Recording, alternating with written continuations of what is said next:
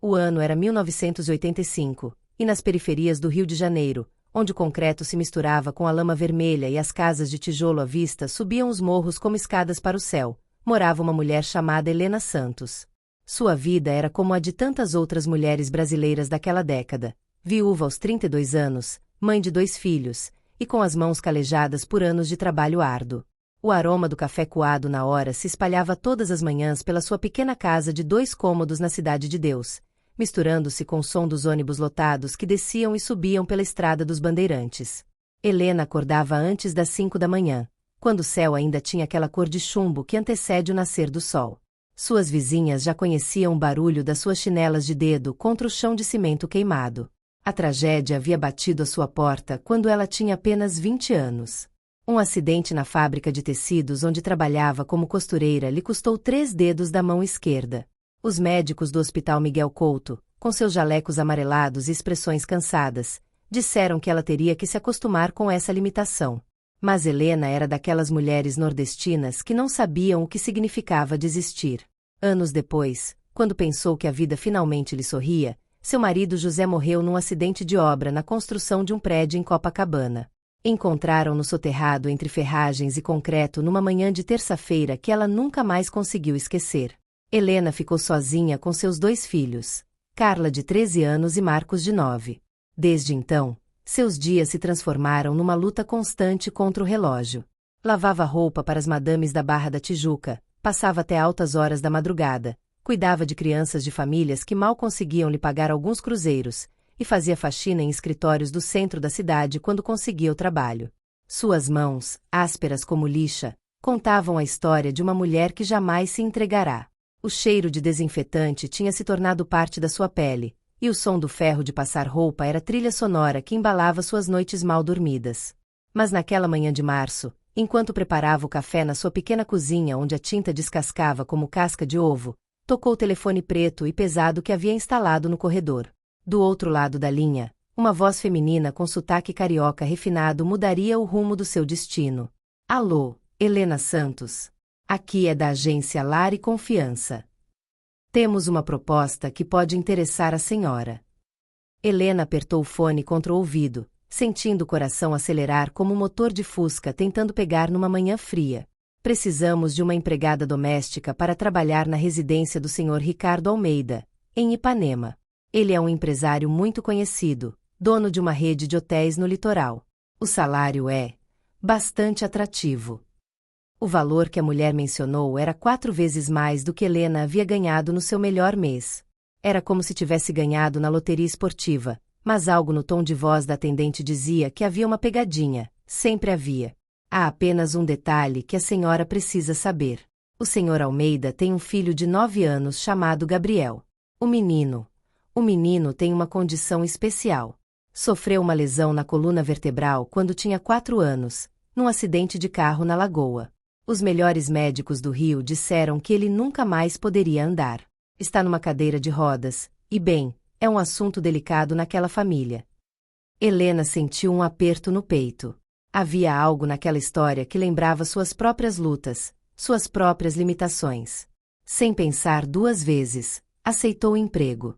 2 dias depois, quando o táxi a deixou em frente ao portão automático que cercava a mansão Almeida, Helena sentiu que estava entrando em outro planeta.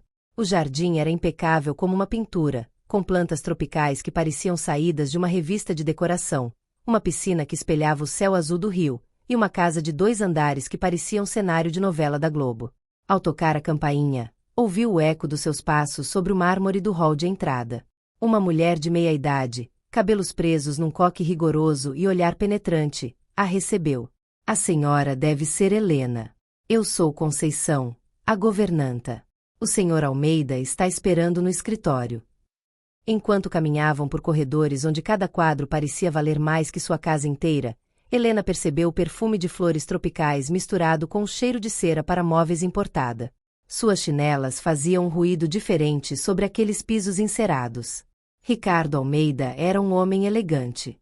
Alto, de terno claro bem cortado, cabelos negros com algumas mechas prateadas, e olhos que pareciam carregar o peso de uma dor antiga. Quando a olhou, Helena viu neles uma tristeza profunda, Como há de quem perdeu algo muito precioso e não sabe como recuperar. Senhora Helena, vou ser muito direto. Meu filho Gabriel é a coisa mais importante da minha vida, mas também é complicado. Já passou por muitos tratamentos, muitos médicos, muitas promessas vazias. Não quero que a senhora alimente falsas esperanças. Preciso apenas que mantenha a casa em ordem e que, se necessário, ajude com os cuidados básicos dele. Só isso. Sua voz tinha a frieza do mármore, mas Helena conseguiu perceber que por trás daquela armadura havia um pai desesperado. Foi então que ouviu o som das rodinhas no piso. Virou-se e viu um menino de cabelos loiros cacheados, olhos azuis como o mar de Copacabana, e um sorriso tímido que iluminava seu rostinho pálido. Gabriel conduzia sua cadeira de rodas com uma habilidade que falava de anos de prática. A senhora é a nova moça que vai trabalhar aqui? Perguntou com uma voz doce mas carregada de uma maturidade que não condizia com seus 9 anos. Sim, meu anjo. Meu nome é Helena. E você é o Gabriel, né?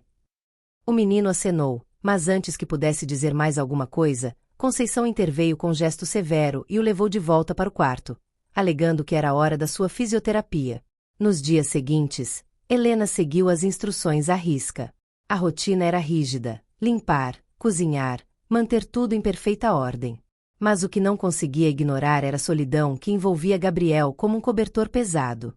Ricardo saía muito cedo para seus negócios e voltava tarde da noite.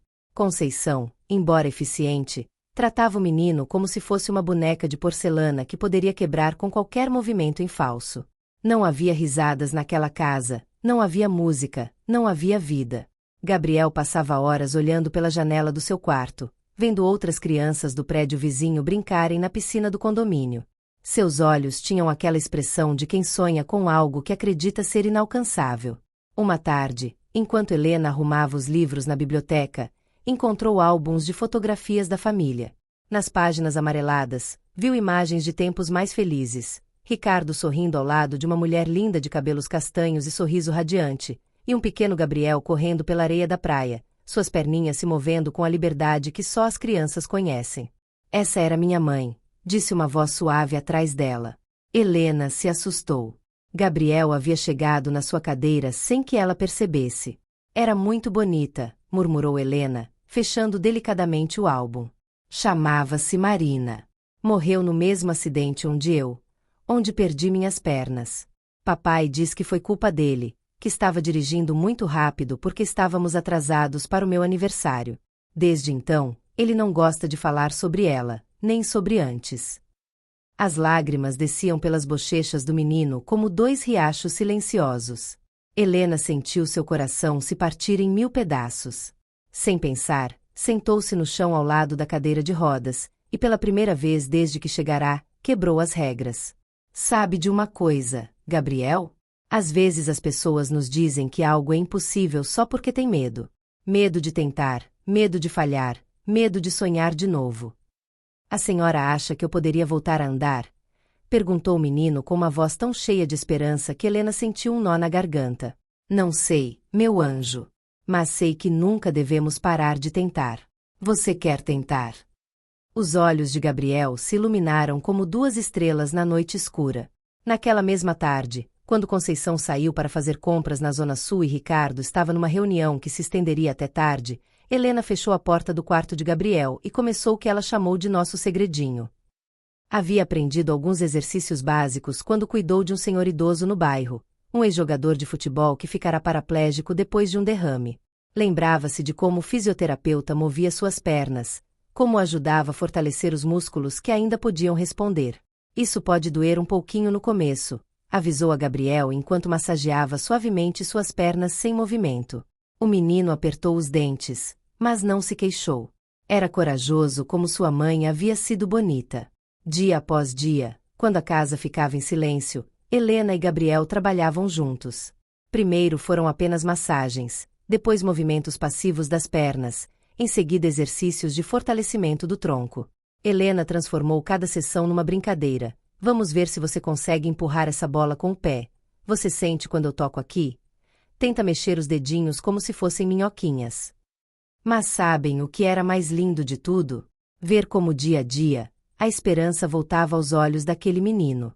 Como se cada exercício não fortalecesse apenas seus músculos, mas também curasse sua alma ferida por tantos anos ouvindo a palavra impossível. Semanas se passaram como folhas levadas pelo vento carioca. Gabriel começou a mostrar mudanças sutis, mas milagrosas. Tinha mais apetite, como se a esperança tivesse despertado sua fome de viver. Sorria com mais frequência, e havia recuperado aquela faísca nos olhos que Helena havia visto nas fotografias antigas. Ricardo notava essas mudanças, mas não conseguia explicar o motivo. Seu filho parecia diferente, mais vivo, como se tivesse acordado de um sono profundo. Você tem feito alguma coisa diferente com Gabriel? Perguntou numa tarde para Helena, estudando seu rosto em busca de respostas. Só passo mais tempo com ele, doutor.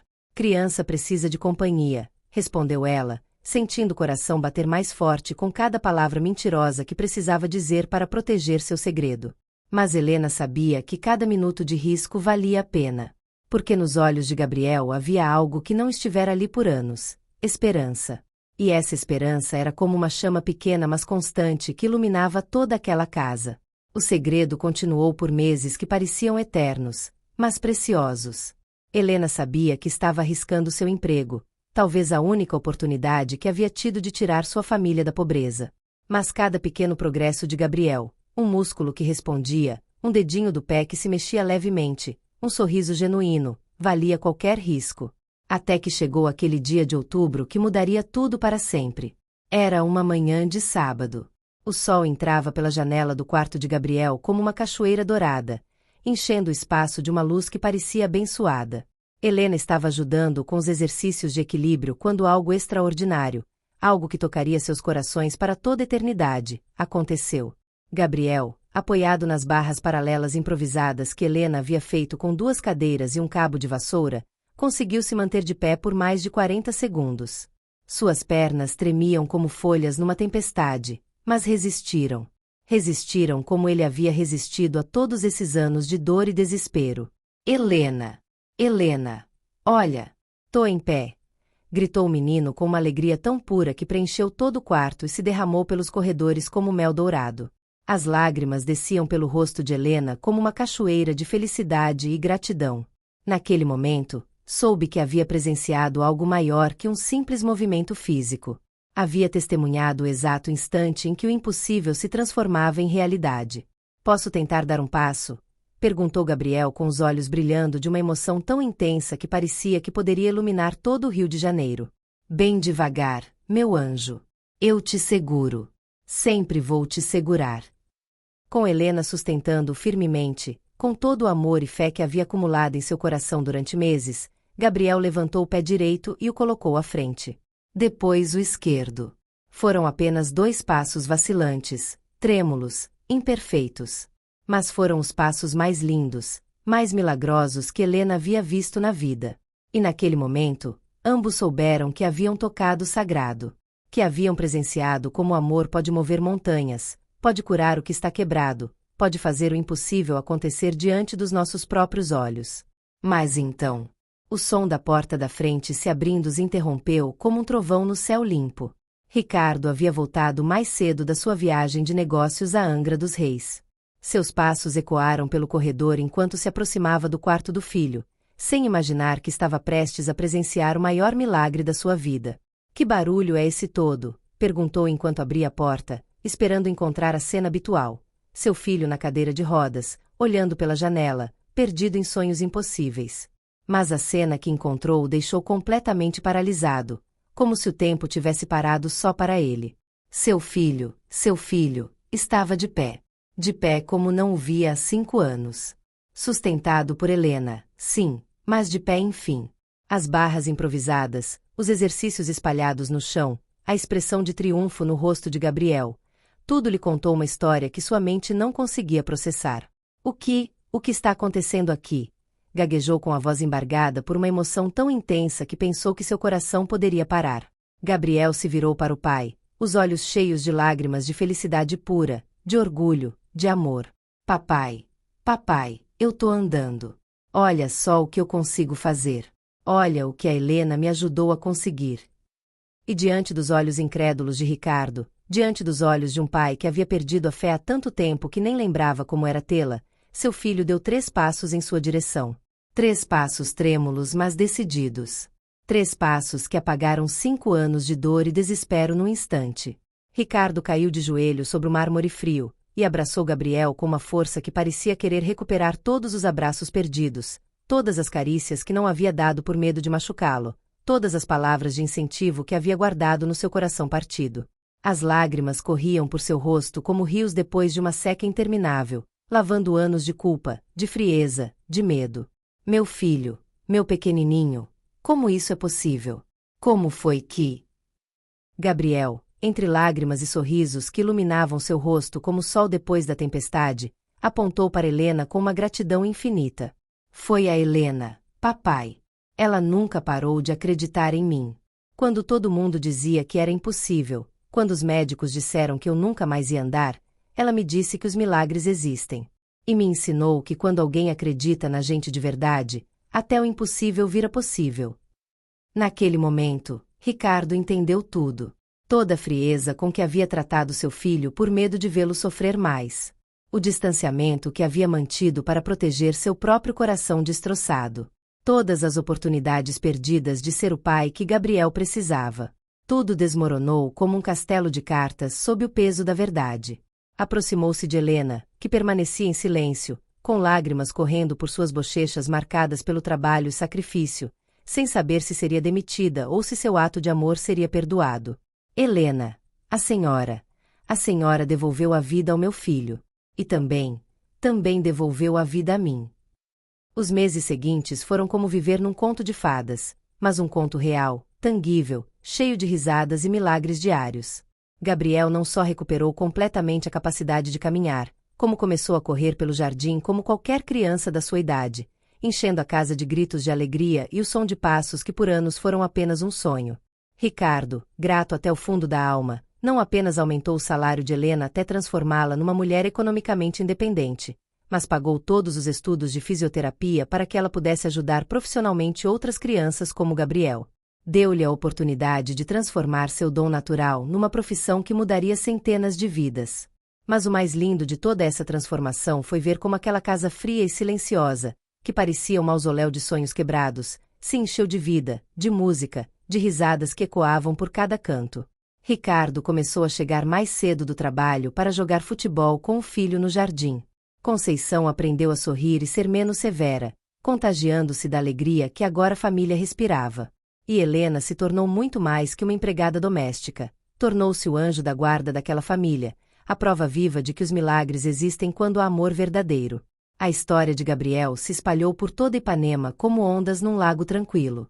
Outros pais com filhos deficientes começaram a bater na porta da casa Almeida, procurando Helena, procurando aquela faísca de esperança que ela havia acendido numa família que se acreditava perdida para sempre. Helena havia descoberto sua verdadeira vocação, sua missão neste mundo, ser a luz de esperança para aqueles que haviam perdido a fé. Ser as mãos que Deus usa para curar o que parece quebrado para sempre. Anos depois, quando Gabriel havia se tornado um jovem fisioterapeuta inspirado pela própria experiência milagrosa, ajudando outras crianças a encontrar força para se levantarem, sempre lembrava daquelas palavras proféticas que Helena lhe dissera naquele dia que mudou seu destino. Os milagres não acontecem só nos contos de fada, meu anjo. Eles acontecem na vida real, bem na nossa frente, quando menos esperamos. Só precisam de alguém que tenha coragem de acreditar neles. Helena Santos, a mulher humilde da Cidade de Deus, com as mãos marcadas pelo trabalho e o coração gigante cheio de fé, havia se tornado o instrumento perfeito que Deus usou para mostrar que quando alguém acredita verdadeiramente em nós, quando alguém nos ama sem condições e sem limites, até o que parece mais impossível pode virar realidade. Porque essa história nos ensina algo fundamental sobre a natureza humana e sobre o poder transformador do amor. Às vezes, as pessoas mais simples, mais humildes, são as que carregam os corações maiores. E às vezes, Deus coloca essas pessoas especiais no nosso caminho não apenas para mudar nossas vidas, mas para nos lembrar que os milagres ainda existem neste mundo. Eles só precisam de alguém que tenha coragem de acreditar neles e a determinação inabalável de torná-los reais. Um passo de cada vez, um carinho de cada vez, uma oração de cada vez. E se hoje vocês conhecem alguém que perdeu a esperança, Alguém que acredita que sua situação não tem solução, compartilhem essa história. Porque pode ser que para essa pessoa, vocês sejam exatamente o milagre que ela tem esperado a vida toda.